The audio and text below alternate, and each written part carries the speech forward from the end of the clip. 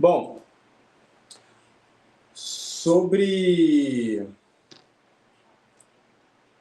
sobre ah, Crespo e Cédric, a gente precisa falar desses dois caras, né? Depois desse jogo contra o Galo. O Crespo, né? Até o Trimundial brincou aqui no chat. Deixa eu colocar aqui o comentário dele aqui bonitinho na tela. Que foi esse aqui, ó, o Trimundial. Cara, o Cédric, o Crespo, na verdade, a escalação do Crespo foi surreal, porque a gente comentou aqui no pré-jogo que a gente não gostou da escalação, né? Porque, em tese, fica um time defensivo e acho que com o Rodriguinho, não, acho que não é nem defensiva a palavra, talvez fique até um pouco travado, por mais que sejam três volantes que saibam sair jogando, por mais que o Pablo Maia ele seja mais um primeiro volante, o Pablo nunca foi um volante, vamos tentar ficar na esfera São Paulo, mas agora eu não me lembro para trazer um exemplo da esfera São Paulo. Mas ele, eu até poderia falar Luan, mas o Luan não é, nem o Luan é assim.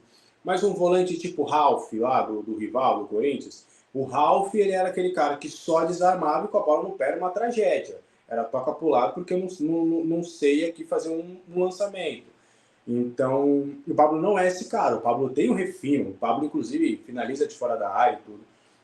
Só que aí o Crespo vai e me coloca três volantes. E aí a gente já fala, pô, três volantes, dois alas e três volantes, três zagueiros, então fica complicado. Eu sempre fui muito da tese da escalação de sim, de ser defensivo. Mas desde que, para quem não sabe, eu sou torcedor do City, não sou um dos modinhas, que começou quando os árabes entraram lá com a grana. Só resumindo um pouquinho da minha história com o City, foi no antigo modo manager, quando eu jogava FIFA. Eu joguei FIFA até acho que o FIFA 12, 13, não. Parei no 14. Eu parei quando eu estava no ensino médio, né? Terminei o ensino médio no terceiro ano. No ensino médio terminei em 2014.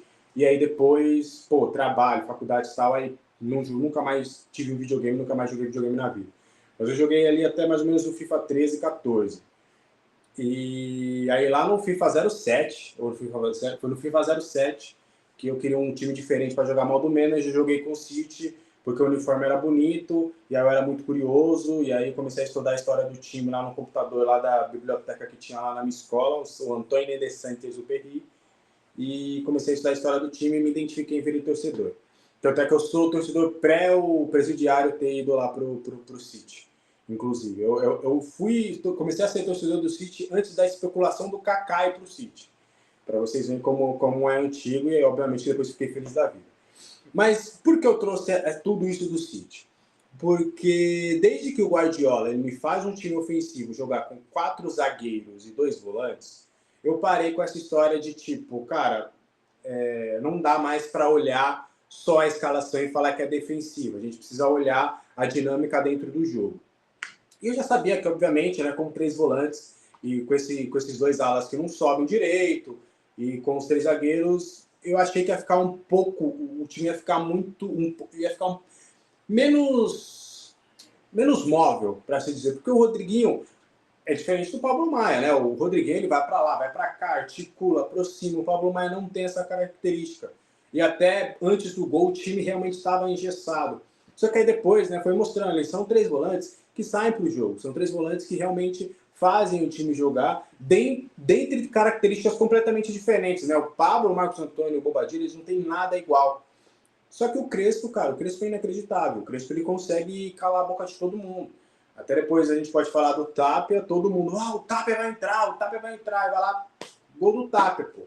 Então, é incrível realmente o que o Crespo faz, ele entende o jogo, ele sabe o que ele quer, mesmo em uma escalação que a gente pode olhar e falar, cara, não é legal.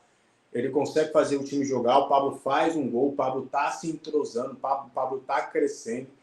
E falar do Cédric também, cara. O Cédric é impressionante. Foi só contratar o Ailton ali, pré-jogo contra o Atlético Nacional. O Cédric falou, você ligou para o Cicim e virou Cicim, pô. Incrível, 2 grandes partidas do Cédric. Acho que hoje também, cara, eu não me lembro de uma partida onde o Cédric me meteu toque me voe. Ele pegou ali na lateral, ele cortou pro meio ali um pouquinho, viu o Luciano, tocou o Luciano, ele automaticamente fui. O Luciano magicamente tirou um passe ali exuberante para o Cédric Soares. Ele cruzou assim, na medida. Parece que ele passou, ele parecia jogo de futebol americano. Ele pegou a bola aqui e falou: toma, Tapia! E o Tapia cabeceou. O Cédric vem fazendo boas partidas e isso é bom, cara. Isso é muito bom.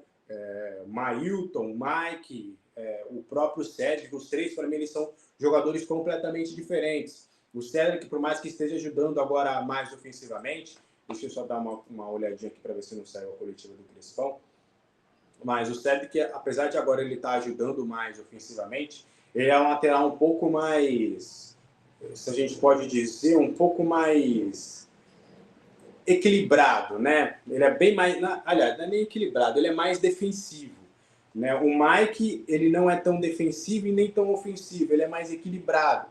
Só que o Mike, ele tem uma tendência de ser um lateral que mesmo ele sendo um lateral, ele gosta mais de ir para o meio, até porque ele tradicionalmente sempre jogou com pontas ao lado dele na base, Lucas Ferreira e Henrique Carmo. E o Mailton é totalmente ofensivo, defensivamente ele pode sofrer um pouco, mas ele é totalmente ofensivo.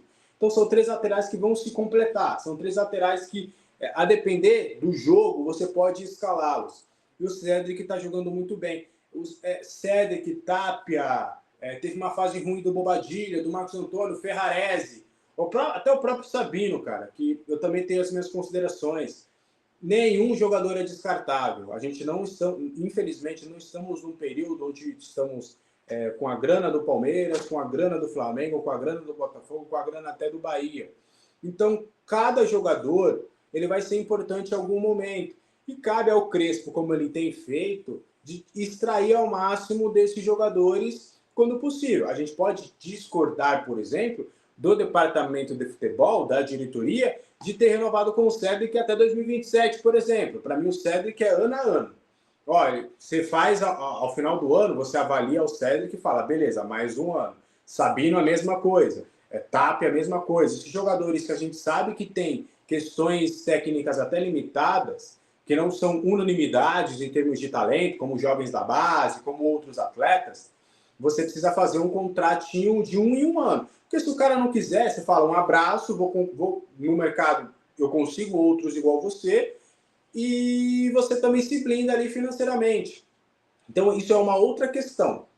Mas o Crespo, dentro do que ele tem, ele está sabendo aproveitar ali essas possibilidades. O Sabino tem algumas limitações, mas vai ser importante, está sendo importante, até para uma outra atividade de elenco quando todo mundo estiver disponível.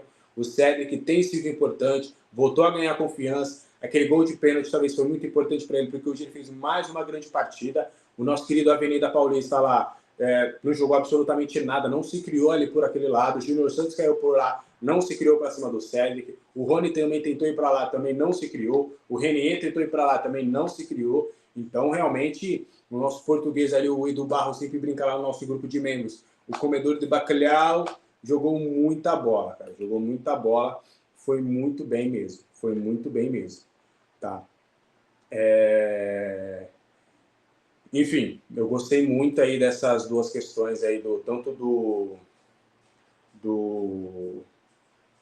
do Crespo conseguir armar o time, né? Mesmo a gente tendo algumas diferenças, e do Cédric também jogando muita bola.